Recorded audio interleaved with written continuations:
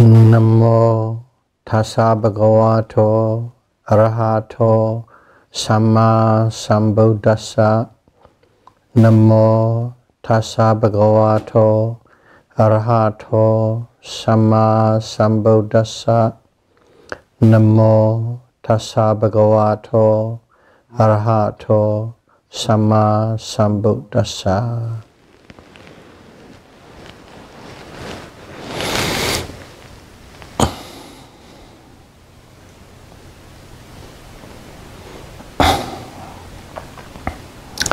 Theravada Buddhism series, Dhamma talk number 27.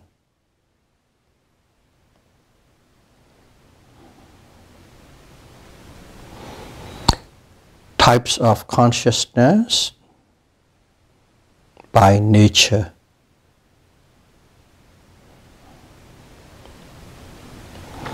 We have discussed types of consciousness by planes of existence in the last talk. In this one we will discuss the classification of consciousness by nature. In the book it says by Genus, Genus.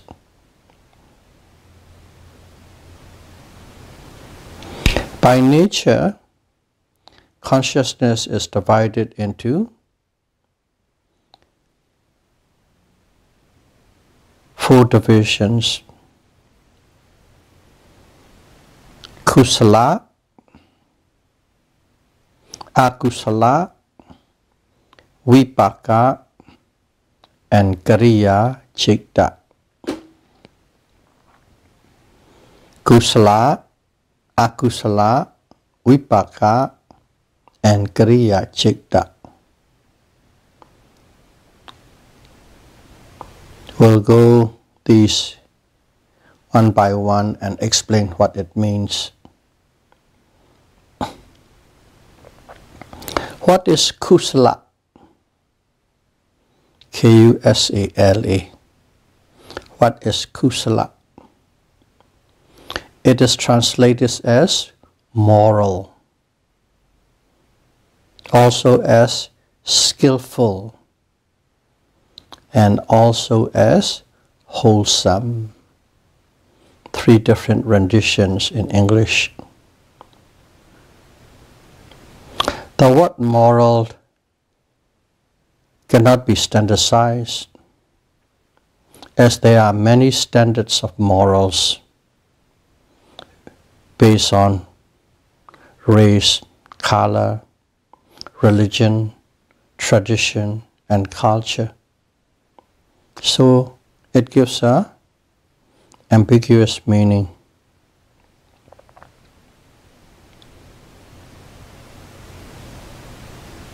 Here, the word skillful means having skill in not doing evil.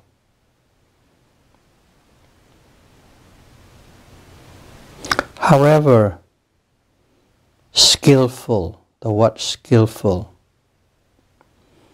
can be perceived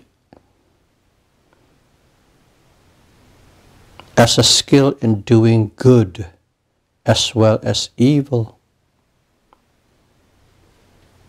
But in here it's supposed to be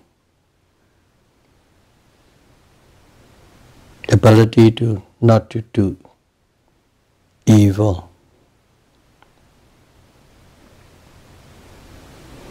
So for people unfamiliar with the word kusala, skillful can be perceived in both ways, good as well as evil. The third word, wholesome. It indicates that consciousness is associated with wholesome or beautiful mental factors.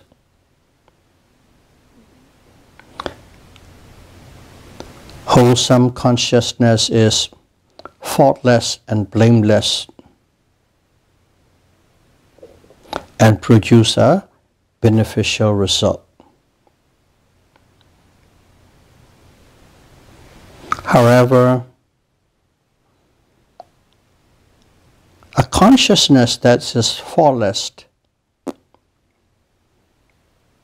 but does not produce a beneficial result is not a wholesome consciousness. Kusala Citta.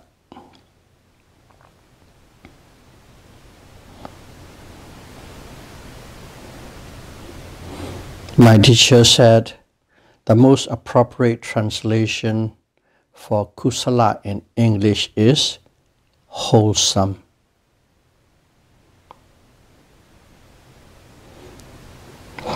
Wholesome consciousness arises from the three roots of goodness: non-greed, non-ill will or anger, and non-delusion. Such consciousness are associated with loving kindness, compassion, not wanting, letting go, and insight into the true nature of mind and matter, nama rupa.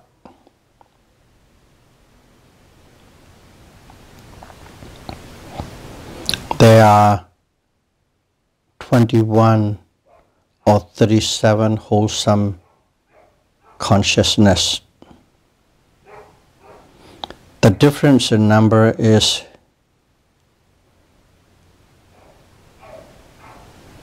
due to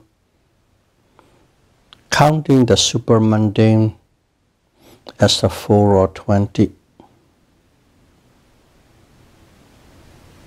We will go through these two sets of number which are different for the same category in future talks when we deal specifically with these. At this moment, just remember there are 21 wholesome consciousness or 37 wholesome consciousness.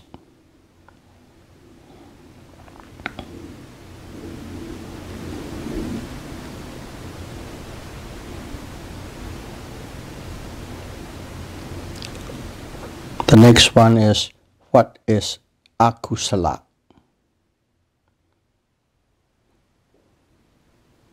It is translated as immoral, unskillful, or unwholesome. It arises from the three roots of evil, which are greed, anger or ill will, and delusion.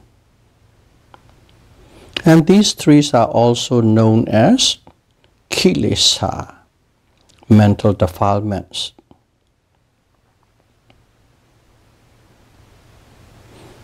Mental defilements arises out of self-interest and ego.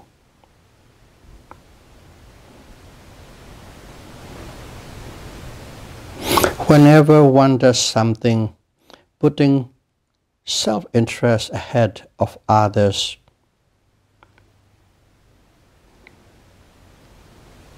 the following actions will step on others to a greater or lesser degree. Although it might be profitable for yourself, it won't be beneficial for others, and it is full of faults and blamable nature. It associates with unwholesome mental factors.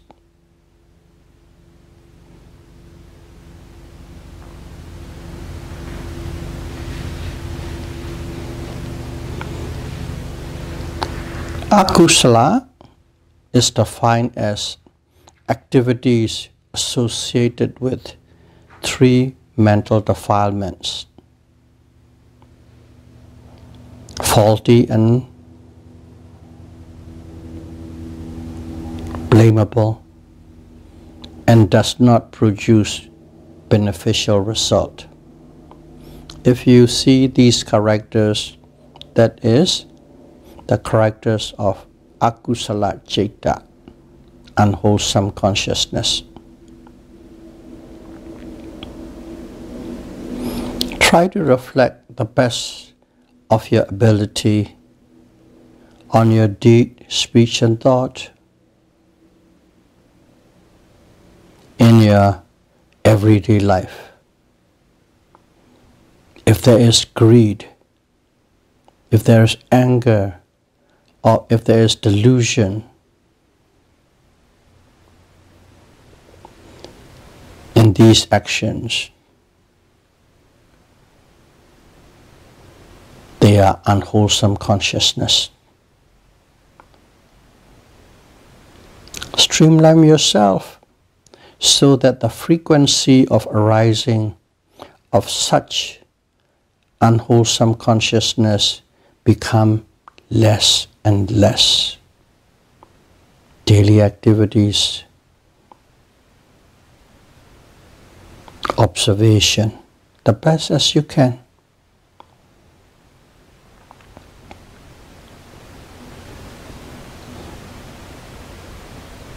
Let's see,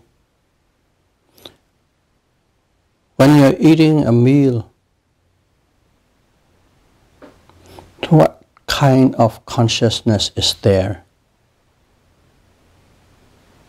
When you are eating a meal, what kind of consciousness is there?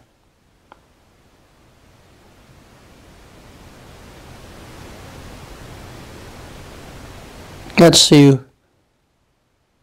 while you're eating, you think or you say something like, "Oh, this is delicious, fantastic, give me more, I want it more," whether in terms of thoughts or speech. If you say like that, if you think like that, there is greed in that action. Of course, that greed is not detrimental to others. Nevertheless, it is still unwholesome, akusala. It is still akusala. But karma is not weighty or serious. That unwholesome karma is not weighty or serious. And the consequences are negligible, most likely for the continuation of existence.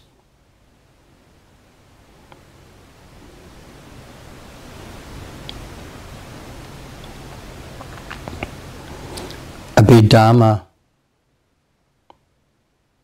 discerns wholesome from unwholesome with precision. The key word is precision. It doesn't give any room for wrong interpretation or wrong perception. Otherwise, there are many cases that we perceived, or what we perceived as wholesome is unwholesome. For yogis who are heading towards liberation, knowing right from wrong, good from evil is vital, it's very important.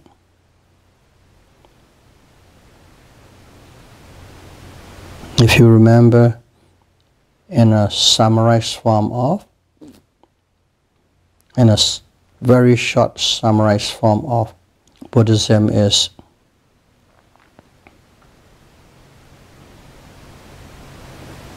avoid evil, do good, keep your mind pure.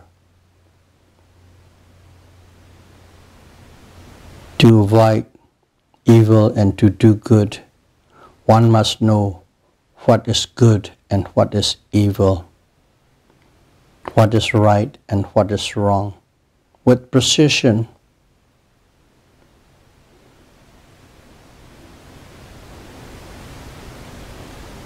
That's why it is very important to know exactly what is right and what is wrong. And Abhidhamma will teach you that. There are 12 unwholesome consciousness, akusala citta.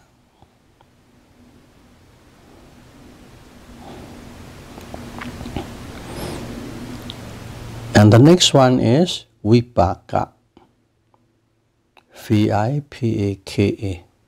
What is Wipaka?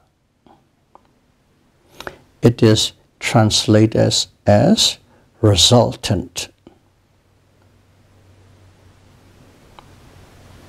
Wholesome actions produce desirable results, and unwholesome actions produce undesirable result.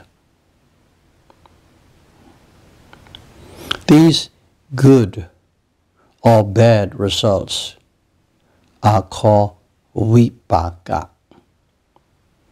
These good or bad results are called resultants, Wipaka.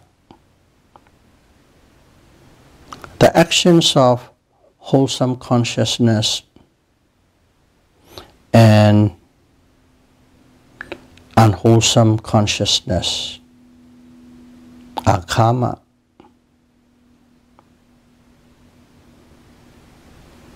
The actions are karma, and the result or the effects is Wipaka, resultant.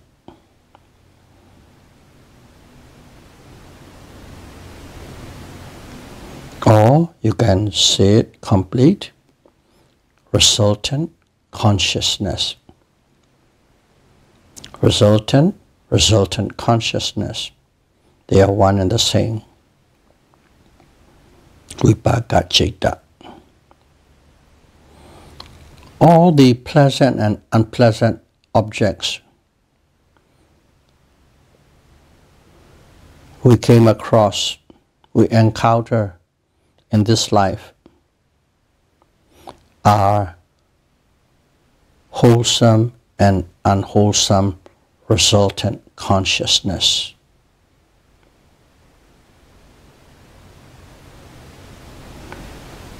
All pleasant and unpleasant objects, conditions, situations that we encounter in this life are wholesome consciousness and unwholesome resultant consciousness.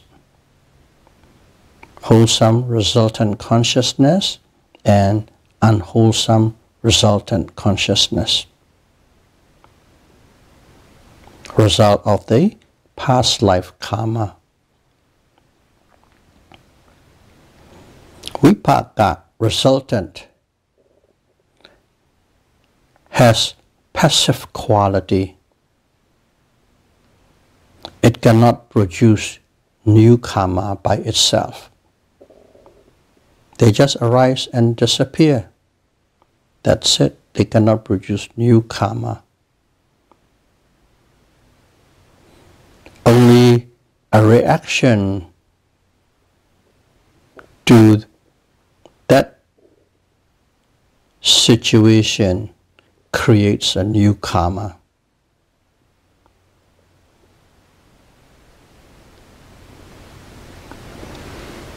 These resultant consciousness arises and simply pass away without producing new karma. There are 36 or 52 resultant consciousness. 36 or 52 resultant consciousness. The different sets of number will be explained later. Why? The fourth and the last one is Kriya. What is Kriya? K-R-I-Y-A. Kriya or Kriya Chitta. One and the same. It is translated as functional. Kriya, functional. Actions. What are actions? Actions in deed, action and speech, action and thoughts. Actions of functional consciousness do not produce new karma. That's a key point. These functional consciousness have actions. It's actions by itself, but they do not produce new karma. They arise and do their functions, do their job, and disappear without leaving any residue, without leaving any trace of new karma. There are 20 kriya or functional consciousness. Out of 20, 18 kinds of functional consciousness arises only in Buddha, Wipaka Buddhas, the silent Buddha, and Arhat.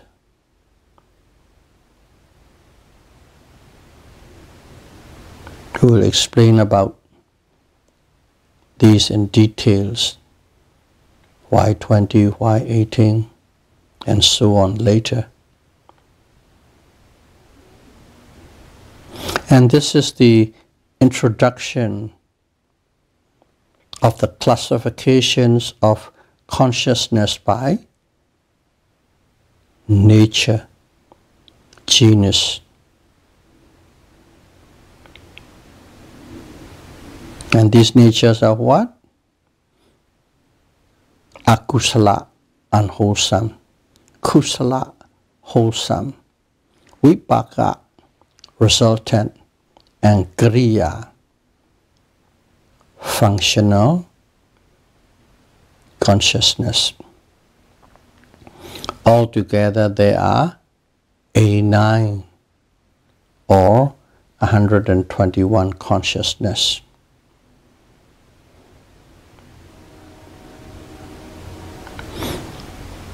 In the following talks, we will discuss these groups separately. May all of you be able to understand what the mind, consciousness, citta is, without any ambiguity and delusion or illusion, as soon as possible. Sadhu, sadhu, sadhu. Thank you very much.